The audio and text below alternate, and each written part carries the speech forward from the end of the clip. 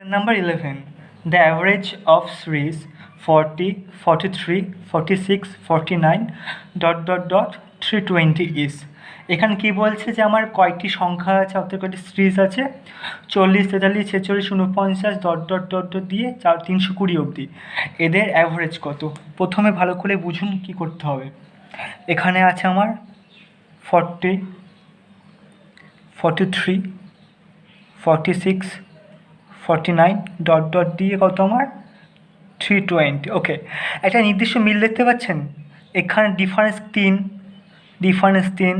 Difference অর্থাৎ এই সিরিজটা একই নির্দিষ্টভাবে চলছে 3 গ্যাপ করে। ওকে, যখন নির্দিষ্ট গ্যাপে কোনো সিরিজ থাকছে ঠিক আগের নিয়ম কি, প্রথম সংখ্যা এবং শেষ সংখ্যা যোগ করে 2 দিয়ে ভাগ করলে অ্যাভারেজ বেরিয়ে যাবে। ওকে, 40 + 320/2 320 আর 40 কত হয় 360/2 = 180।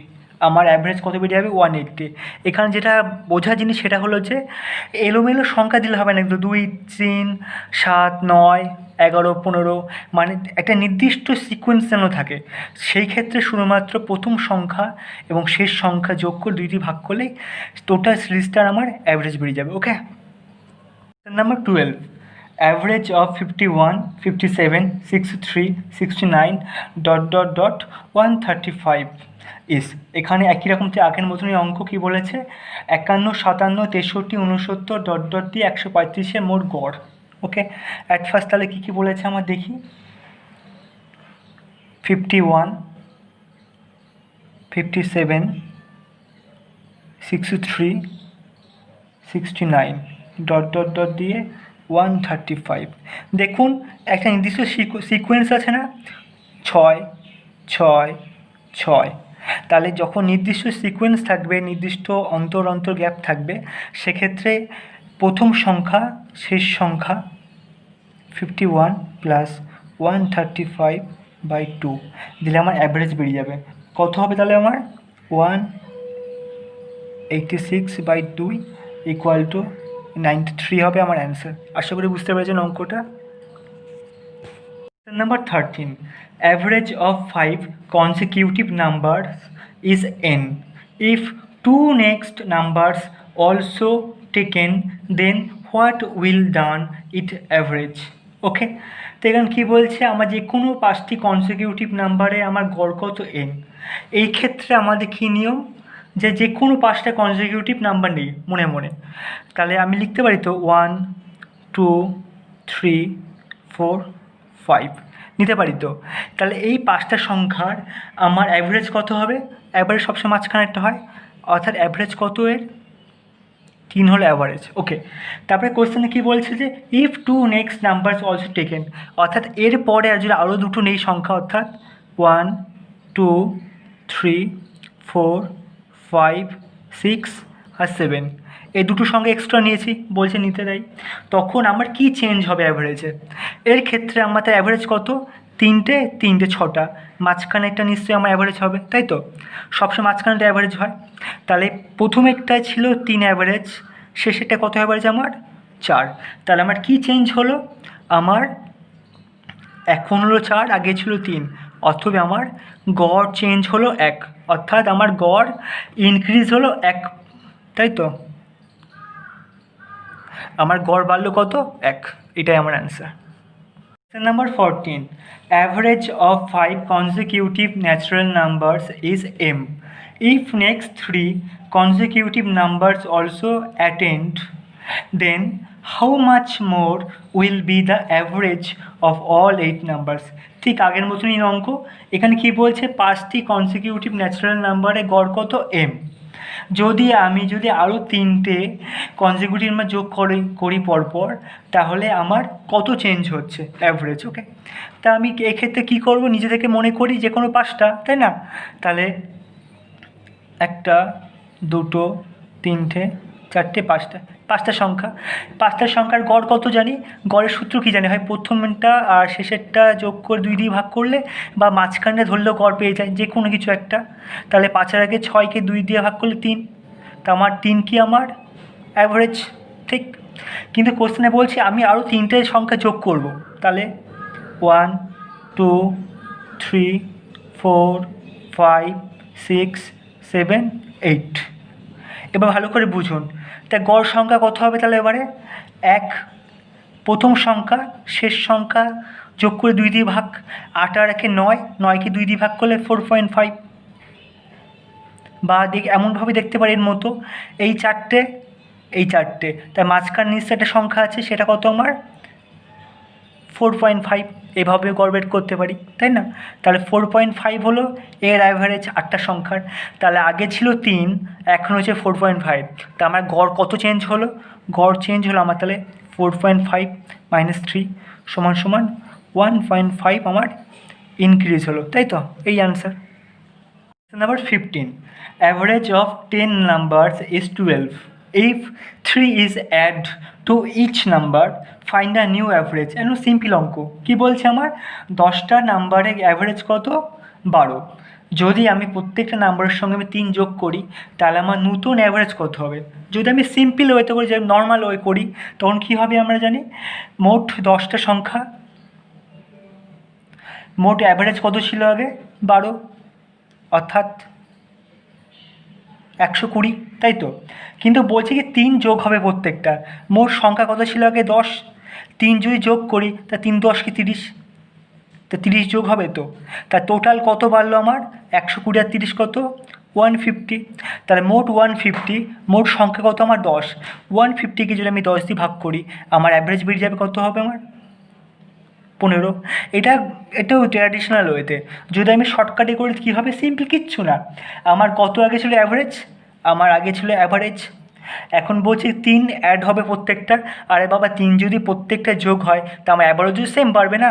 তা অ্যাভারেজ আমি 3 বাড়বে, সিম্পল। তাহলে আমার অ্যান্সার কত হবে 15। অথবা এরকম অঙ্ক থাকলে আমি ডাইরেক্ট যা ছিল তার সঙ্গে যদি প্রত্যেকটায় একই সংখ্যা যোগ করা হয় তাহলে সেই সংখ্যার যোগ করলে আমার নিউ অ্যাভারেজ বেরিয়ে যাবে। ওকে, আশা করি বুঝতে পেরেছেন। Question number 16. Average of 10 numbers is 20.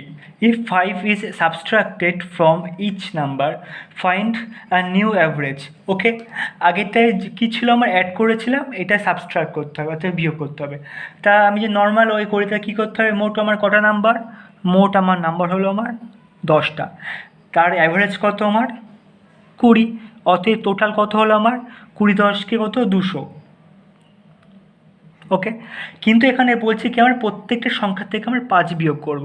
ওকে, তা মোট সংখ্যা ছিল আমার 10টা, এর সঙ্গে যে 5 গুণ করি আমি, তাই 50 হচ্ছে আমার। 50 কী করবো? বিয়োগ করতে বলছে তোমার, বিয়োগ করলে আমার কত বেরাচ্ছে আমার 150। ওকে, এবারে বলছি তাহলে 150 এখন নিউ টোটাল, তাহলে আমার অ্যাভারেজ কত হবে? মোট সংখ্যা আমার কত ছিল 10টা, 10 দিয়ে ভাগ করলে আমার অ্যাভারেজ কত বেরোবে 15। এটা আমার নিউ অ্যাভারেজ। বা আমি যদি নর্মাল ওয়ে করি একদম পুরো শর্টকাটে কী করব? আগে ছিল আমার কত অ্যাভারেজ 20 অ্যাভারেজ ছিল, এবারে বলছে কি আমার প্রত্যেকটা সংখ্যা থেকে 5 বিয়োগ হবে, অথবা আমার অ্যাভারেজও তাই 5 করে কমবে, 20 মাইনাস 15 5, তাহলে আমার অ্যান্সার কত হবে 15। এরমভাবে করতে পারি, এরমভাবে করতে পারে, যেটা আপনার সুবিধা সেটা করবেন। ওকে, Question number 17. Average of 20 numbers is 25. If each number is multiplied by 2, find a new average. আমার কিছু করতে হবে না, নর্মাল কিছু করব না, সিম্পলি আমার কি বলছে এখানে আমার অ্যাভারেজ কত ছিল আগে 20টা নাম্বার কত ছিল আমার 25টা ছিল, 25 ছিল তো। এবারে বলছে প্রত্যেকটা সংখ্যার সঙ্গে আমার কত গুণ করতে হবে 2 গুণ করে, সেটা সিম্পলি আমি 2 গুণ করে দেবো, তা 50 গুণ 50, তা আমার অ্যান্সার কত হবে 50 হবে আমার নিউ অ্যাভারেজ। আশা করি বুঝতে পেরেছেন। Number 18. Average of 20 numbers is 50. If each number is divided by 5, find new average. ঠিক আগের মতন কী বলছে এখানে যে 20টি সংখ্যার গড় হলো কত 50, যদি প্রত্যেকটি সংখ্যা থেকে যদি আমি 5 ভাগ করি তাহলে নিউ অ্যাভারেজ কত? কিচ্ছু ভাবার দরকার নেই, আমার অ্যাভারেজ কত দেওয়া ছিল 20টি সংখ্যার, কত দেওয়া আছে আমার 50 দেওয়া আছে। তারপরে কী বলছে প্রত্যেকটি সংখ্যা দিয়ে 5 ভাগ করব, সিম্পলি 50কে আমি 5 দিয়ে ভাগ করব, আমার অ্যান্সার কত বেরোবে 10। এই 10 হবে আমার নিউ অ্যাভারেজ। ওকে, আশা করি বুঝতে পেরেছি, কোনো মাথা ঘামানোর দরকার নেই। সিম্পলি এরকম থাকলে গুণ করতে দিলে সিম্পলি গুণ করবেন, অ্যাভারেজের সঙ্গে যা গুণ করতে বলবে গুণ করবেন, নিউ অ্যাভারেজ বেরিয়ে যাবে। আর ভাগের ক্ষেত্রে যদি যে সংখ্যাটা ভাগ করতে বলছে সেই সংখ্যাটা ভাগ করলে আমার নিউ অ্যাভারেজ বেরিয়ে যাবে। ওকে, Number 19. 9 girls and 1 boy go to a restaurant for lunch.